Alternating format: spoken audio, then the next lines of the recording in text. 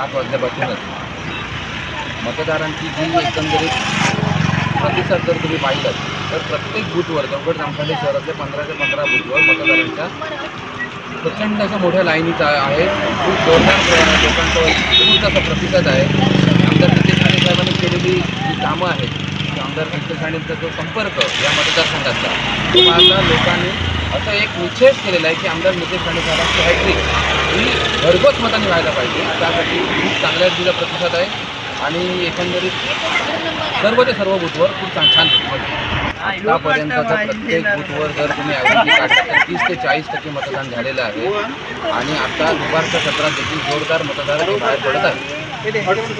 या ठिकाणी आमदार नितेश राणे साहेबांनी भेट दिली होती, त्याबद्दल काय सांगाल? आमदार नितेश राणे साहेबांनी काही थोड्या वेळापूर्वी तिथे भेट दिली. प्रत्येक बूथला त्यांनी एक भेट देऊन एक मतदान किती झाल्याचा एक आढावा घेतलेला आहे आणि ते आता पुढील बूथ जे आहेत त्या ठिकाणी ते आता मार्गस्थ झालेले आहेत.